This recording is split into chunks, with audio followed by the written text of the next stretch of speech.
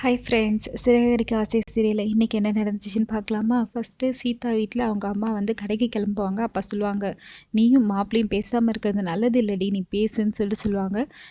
அதெல்லாம் முடியாது, அவரே வந்து பேசினா தான் நான் பேசுவேன்னு சொல்லுவாங்க. அப்புறம் பார்க்கும்போது அருண் வந்து வீட்டுக்கே வந்துடுவார். வந்த உடனே சீதா மூச்சு தூக்கி வச்சுப்பா. உடனே அவங்க சரிங்க நீங்கள் பேசுங்கன்னு சொல்லிட்டு அவங்க கிளம்பிடுவாங்க. அப்புறம் அருண் வந்து சாரி சீதா, நானும் அப்படி பேசியிருக்கக்கூடாது, அவரும் அவர் சைடில் ட்ரை பண்ணியிருந்திருக்காரு, நானும் என் சைடில் ட்ரை பண்ணியிருந்திருக்கேன்.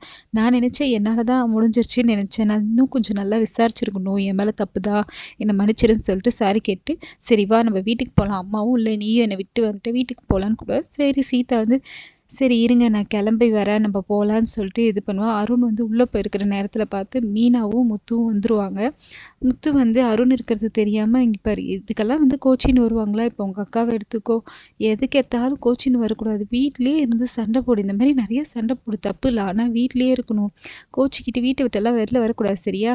அவனும் நல்லவன் தான், என்ன ஒன்று அவனுக்கு ஈகோ ப்ராப்ளம் இருக்குது, அதனால தான் வந்து இதுன்னு சொல்லிட்டு அருணை வந்து கிண்டல் பண்ணிருப்பான். அப்போ பார்த்து அருண் கரெக்டாக உள்ளேருந்து வந்துருவார். வந்த உடனே மீனாவுக்கும் முத்துக்கும் ஒரே ஷாக் ஆகிடும்.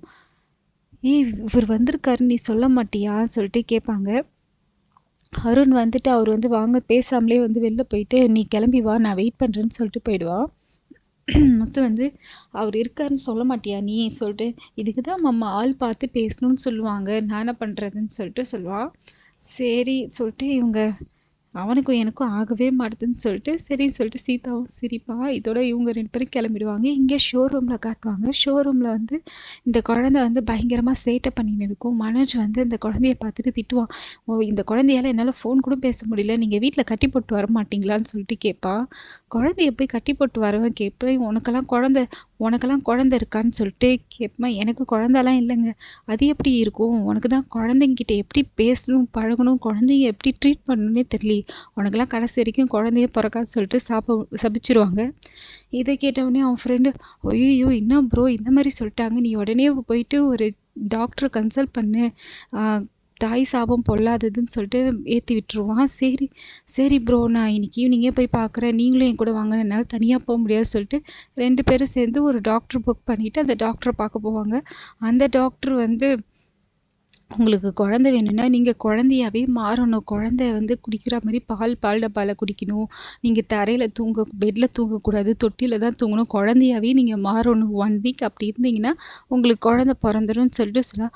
அது எப்படி டாக்டர்னு, அதெல்லாம் அப்படி தான் கேட்காதீங்க, நீங்கள் ஃபாலோ பண்ணுங்கன்னு சொல்லிட்டு சொல்கிறான். இவங்களும் அதை நம்பின்னு கிளம்பிடுவாங்க.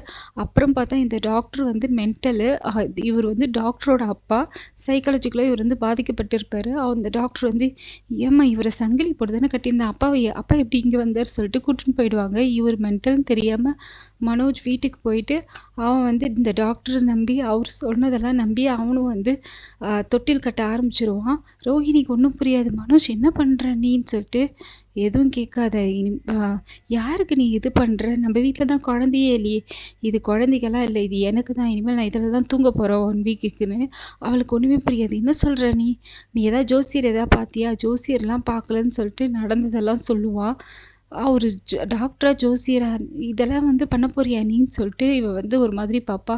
இல்லை நான் பண்ண தான் போகிறேன், நீ எனக்கு ஒரே ஒரு ஹெல்ப் பண்ணு, போய் பால் மட்டும் எடுத்துகிட்டு வானோடனே ரோஹிணிக்கு ஷாக் ஆகிடும். இதோட இன்னைக்கு எபிசோட் முடியுது. நாளைக்கு மனோஜ் என்ன நான் கலாட்டா பண்ணுறேன் எல்லாத்தையும் நாளைக்கு எபிசோடில் பார்க்கலாம். இந்த வீடியோ மறக்காமல் லைக் பண்ணுங்கள், சப்ஸ்கிரைப் பண்ணுங்கள். தேங்க்யூ ஃப்ரெண்ட்ஸ், பாய்.